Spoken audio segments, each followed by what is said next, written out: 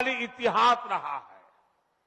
बद्री विशाल से सेतुबंध रामेश्वरम की यात्रा, गंगोत्री से गंगा सागर की यात्रा, द्वारकाधीश से जगन्नाथपुरी की यात्रा, द्वादश ज्योतिर्लिंग की यात्रा, 4 धामों की यात्रा, कैलाश मानसरोवर यात्रा, कांवड़ यात्रा, शक्ति पीठों की यात्रा, पंढरपुर यात्रा, आज भी भारत के कोने कोने में कोई न कोई यात्रा निकलती रहती है। लोग आस्था के साथ उनसे जुड़ते रहते हैं। तमिलनाडु में भी कई यात्राएं प्रसिद्ध हैं।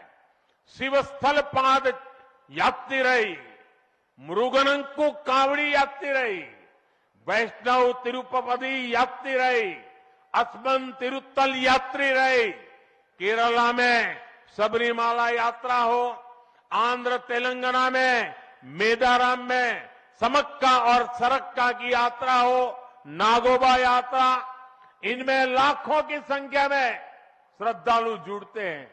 यहां बहुत कम लोगों को पता होगा कि केरला में भगवान राम और उनके भाइयों भरत, लक्ष्मण और शत्रुघ्न के धाम की भी यात्रा होती है। ये यात्रा नालंबम यात्रा के नाम से जानी जाती है। इसके अलावा देश में कितनी ही परिक्रमाएं भी जारी रही है। गोवर्धन परिक्रमा, पंचकोशी परिक्रमा, 84 कोसी परिक्रमा, ऐसी यात्राओं और परिक्रमाओं से हर भक्त का ईश्वर के प्रति जुड़ाव और मजबूत होता है। बौद्ध धर्म में भगवान बुद्ध से जुड़े स्थलों गया, लुम्बिनी, कपिलवस्तु, सारनाथ, कुशीनगर की यात्राएं होती हैं। राजगीर बिहार में बुद्ध अनुयायियों की परिक्रमा होती है। जैन धर्म में पावागढ़, समेत शिखर जी, पालीताना, कैलाश की यात्रा हो। सिखों के लिए पंच तख्त यात्रा और गुरुधाम यात्रा हो। अरुणाचल प्रदेश में नॉर्थ ईस्ट से परशुराम कुंड की विशाल यात्रा हो। इनमें शामिल होने के लिए श्रद्धालु पूरी आस्था के साथ जुड़ते हैं। देश भर में सदियों से हो रही इन यात्राओं के लिए वैसा ही समुचित इंतजाम भी किए जाते हैं। अब अयोध्या में हो रहे ये निर्माण कार्य यहां आने वाले हर राम भक्त के लिए अयोध्या धाम की यात्रा को, भगवान के दर्शन को और आसान बनाएंगे। साथियों, ये ऐतिहासिक क्षण बहुत भाग्य से हम सभी के जीवन में आया है। हमें देश के लिए नव संकल्प लेना है, खुद को नई ऊर्जा से भरना है। इसके लिए 22 जनवरी को आप सभी अपने घरों में, मैं पूरे देश के 140 करोड़ देशवासियों को अयोध्या की इस पवित्र भूमि से प्रार्थना कर रहा हूं। अयोध्या की प्रभु राम की नगरी से प्रार्थना कर रहा हूं। मैं 140 करोड़ देशवासियों को हाथ जोड़ करके प्रार्थना कर रहा हूं कि आप 22 जनवरी को जब अयोध्या में प्रभु राम विराजमान हो, अपने घरों में भी श्री राम ज्योति जलाएं, दीपावली मनाएं।